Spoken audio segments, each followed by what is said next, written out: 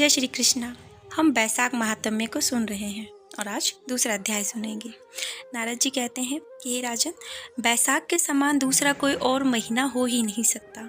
समयुग के समान दूसरा युग नहीं, वेद के समान शास्त्र नहीं, गंगा जी जैसा कोई तीर्थ नहीं, जल दान के समान दूसरा दान नहीं और भार्या के समान दूसरा सुख नहीं, खेती जैसा कोई धन नहीं और जीवन के समान कोई लाभ नहीं, उपवास जैसा दूसरा तप नहीं, दान जैसा सुख और दया के समान दूसरा धर्म, नेत्रों के समान कोई ज्योति नहीं, भोजन के समान कोई तृप्ति नहीं, खेती के समान कोई व्यापार नहीं, धर्म के समान कोई हितकारी मित्र नहीं और सत्य के समान तो कोई यश नहीं, आरोग्य के समान कोई हर्ष, केशव के समान कोई रक्षक, माधव के तुल्य संसार में कोई पवित्र नहीं।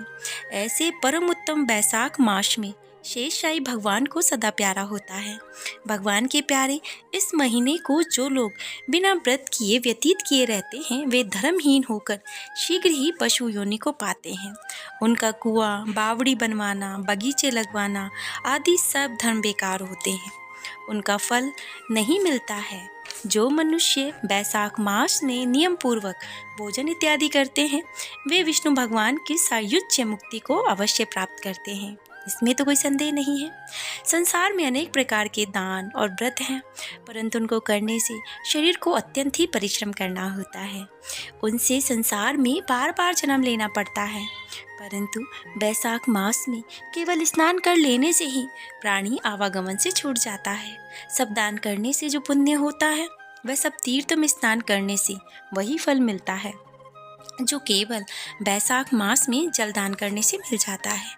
जिसमें जलदान करने की सामर्थ्य ना हो, वो ऐश्वर्य की इच्छा करने वाले दूसरों से कहकर जलदान अवश्य करावें। यह कर्म भी सब दानों से अधिक होता है। तराजू के पलड़े में सब प्रकार के दान और दूसरे जलदान रखकर तोले तो जलदान ही भारी होता है। जो यात्रियों के लिए प्याऊ लगाकर जलदान करता है, वह करोड़ों कुल का उद्धार करके विष्णु लोक को जाता है। तो हे राजन, प्याऊ लगवाने से देवता, पितर, ऋषिगण सब निसंदेह ही बहुत ज़्यादा प्रसन्न होते हैं। जो प्याऊ लगाकर थके हुए यात्रियों को संतुष्ट करता है, उससे तो ब्रह्मा, विष्णु और शिव जी भी प्रसन्न होते हैं। जो जल की इच्छा हो तो जलदान करें, छाया की इच्छा हो तो छतरी दान दे दें। तो हे राजन, जो विजय की इच्छा हो तो बैसाख में पंखा दान अवश्य करें। जितने दान बताए गए हैं, उसमें जलदान, छत्रदान और पंखा दान तीनों ही उत्तम हैं। उन्हीं का दान बैसाख में अवश्य करना चाहिए। जो बैसाख के महीने में कुटुंबी ब्राह्मण को जल से भरा घड़ा नहीं देता, वह चातक की योनि पाता है। जो प्यासे महात्मा को शीतल जल पिला देता है, उसे हे राजेंद्र 100 रासुए यज्ञ का फल मिलता है। जो धूप, परिश्रम, पसीने से व्याकुल ब्राह्मण को पंखे से हवा करता है, वह सब पापों से रहित होकर गरुड़ के समान हो जाता है। जो मनुष्य बैसाख में ब्राह्मण को पंखा नहीं देता, वे अनेक प्रकार के वात रोगों से पीड़ित होकर नरक को भोगता है। जो थके ब्राह्मणों की वस्त्र से हवा करता है, वह सब पापों से छूट करके अंत में विष्णु भगवान की मुक्ति को पाता है। जो शुद्ध मन से ताड़ का पंखा दान करते हैं, वो सब पापों से छूट करके अंत में विष्णु लोक को जाते हैं।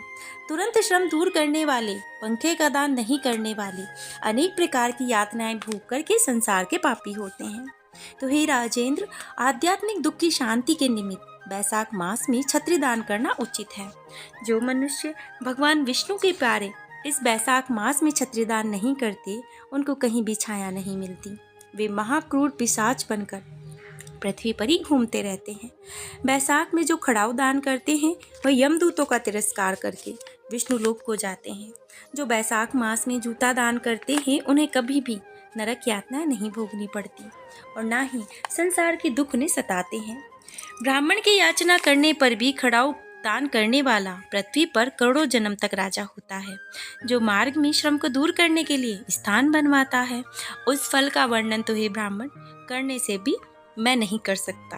दोपहर में जो कोई अतिथि या ब्राह्मण उनको मिले और जो कोई उन्हें भोजन कराए, उसका वर्णन तो ब्रह्मा जी भी नहीं कर सकते।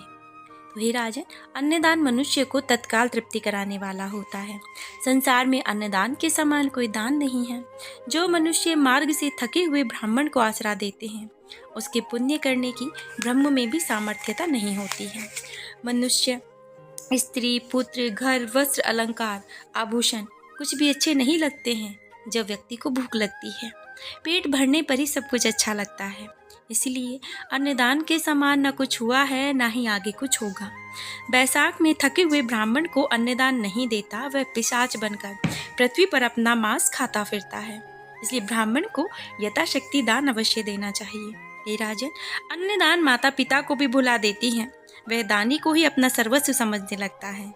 इसमें त्रिलोकी में सब अन्न की ही प्रशंसा करते हैं। माता पिता तो केवल जन्म देते हैं, परंतु पंडित लोग संसार में अन्न के दानी को ही पिता कहते हैं। तो हे राजन, अन्नदाता में ही सब निवास करते हैं।